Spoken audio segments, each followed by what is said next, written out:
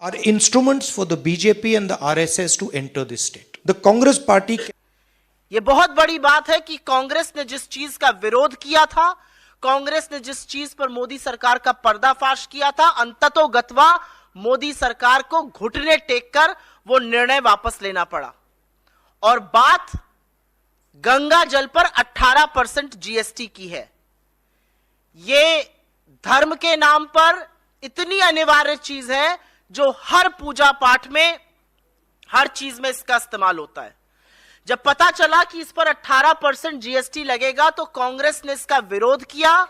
अपने सारे प्लेटफॉर्म से हमने इसका खिलाफत करी, हमारे नेताओं ने खिलाफत करी, हमारे कार्यकर्ताओं ने खिलाफत करी और यहां तक कि कांग्रेस अध्यक्ष ने भी इस मुद्दे को मुस्तैदी से और मजबूत तरीके से उठाया। My main point here is to focus people's attention and not to distract people's attention. Okay? And the message I want to give the people of Mizoram is very clear. The Congress party has a program, has a record, number one. Number two, both the parties, no matter what they say, the ZPM and the MNF are instruments for the BJP and the RSS to enter this state. The Congress party can never be an instrument for the BJP to enter because we are ideologically completely aligned against the BJP. So that is something the youngsters of Mizoram should think about. When we talk about an attack on the culture or the attack on the religion, a lot of the questions that are coming here, the instruments of that attack are the RSS and the BJP and the parties that ally with them to allow them to enter the state. So when you're going to vote, keep in mind that the separation between the ZPM and the MNF and the BJP is not as deep as you think. The ZPM and the MNF are acting in the interest of the BJP, and both of them have admitted it. Both of them have said, MNF of course is directly allied with the BJP, and the ZPM has said that we will work with the BJP. It's very clear. So the youngsters of Manipur, of Mizoram have to understand two things. The most important thing for you is employment and a social security program that protects you, healthcare program that protects you. And as important as that is the defense of your culture, your religion, your tradition, the idea of Mizoram, which has been attacked in a state right next to you. Manipur has been attacked by the BJP. Manipur has been attacked by the BJP using local parties. So it is something that you must keep in mind.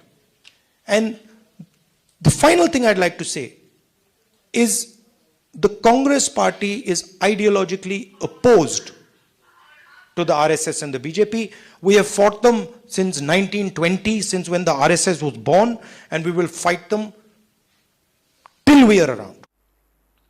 लेकिन अपने चिर परिचित अंदाज में भाजपा के बददिमाग प्रवक्ता, उनकी troll army और उनके फेक न्यूज के जो सरगना हैं, उन्होंने यह साबित करने की कोशिश की कि असल में गंगा जल पर तो जीएसटी है ही नहीं, वो पूजा सामग्री के अंदर आता है। और थोड़े दुख के साथ कहना पड़ता है साथियों कि उनकी बातों को आप लोग ब्रह्म वाक्य मानकर उनका वर्जन चला देते हैं। तो आपने चला दिया कि भाई गंगा जल पर तो कोई जीएसटी नहीं है, सरकार ने क्लैरिफाई कर दिया। सरकार और उसके प्रवक्ता और उसके लोग झूठ बोल रहे थे। गंगा जल पर 18% जीएसटी लगाया गया था और यह कहना कि नहीं था, यह कोरा झूठ था। आपकी जानकारी के लिए बता दूं कि आपके द्वार गंगा जल योजना 2016 में मोदी सरकार ने शुरू की थी। इसका एक उद्देश्य था कि गंगा जल सहूलियत से मिले लोगों को, और दूसरा डाकघर की आमदनी बढ़ाना था। और डाकघर अधिकृत थे कि वो गंगा जल बेच सकते थे, और इसीलिए 250 मिलीलीटर की गंगा जल की बोतल 30 रुपए में बिकती। और जब सरकार का निर्णय आया, सरकार ने आदेश दिया, तो वो 30 रुपए की बोतल 35 की हो गई थी। ये मैं जबानी जमा खर्च नहीं कर रही हूं, 2 ऑर्डर, एक 8 अगस्त को ऑर्डर निकला था और एक 3 अक्टूबर को निकला था, जिसमें गंगा जल पर 18% जीएसटी लगाने का आदेश था। और अगर मेरी बात पर आपको यकीन ना हो तो प्रत्यक्षम किम प्रमाणम, ये इंडिया पोस्ट का ट्वीट है। ये सारी चीजें हम आपके साथ साझा करेंगे, क्योंकि सच को दिखाने के लिए ज्यादा मशक्कत नहीं करनी पड़ती है, और झूठ जो बोलता है उसको बड़ी मेहनत करनी पड़ती है, फिर भी झूठ ध्वस्त हो जाता है। ये इंडिया पोस्ट की एक ट्वीट है 18 अगस्त की, साफ तौर से कह रहे हैं कि 30% प्लस 18% जीएसटी पर आपको 250 मिलीलीटर की गंगा जल की बोतल मिलेगी। जिस दिन हमारे अध्यक्ष ने ये मामला उठाया और भाजपा के लोगों ने बिना पलक झपकाए आदतन झूठ बोला, उस दिन का इंडिया पोस्ट का ये पे ऑर्डर है। उस पर साफ तौर से अंकित है 30 रुपए की बोतल और 18% जीएसटी। ये इंडिया पोस्ट की वेबसाइट पर ऑर्डर करते वक्त हमने स्क्रीनशॉट लिया। तो जब कांग्रेस ने यह मुद्दा मुस्तैदी से उठाया, हमारे अध्यक्ष ने उठाया, हम सब लोगों ने उठाया,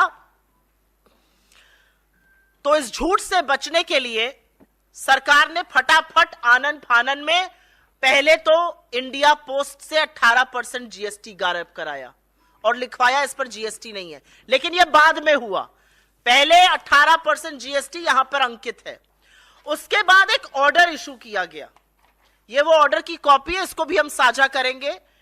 यह ऑर्डर 12 अक्टूबर का है, जब कंट्रोवर्सी चल रही थी, और इस ऑर्डर में साफ तौर से कहा गया है कि 8 अगस्त और 3 अक्टूबर का ऑर्डर विथड्रॉन माना जाए, गंगा जल पर जीएसटी नहीं लगेगा। इसका मतलब पहले गंगा जल पर जीएसटी लगने की जिस ऑर्डर की हम बात कर रहे हैं वो निकल चुका था। 30 रुपए का गंगा जल 35 में बिक रहा था, और ऑनलाइन अगर आप इसको खरीदते कहीं बाहर से तो 125 रुपए का 250 मिलीलीटर, 2 बोतलें लेते तो 210 की और 4 लेते तो 345 की जीएसटी लगकर बिक रही थी। यह असलियत है। सरकार ने आनन फानन में अपना यह निर्णय बदला।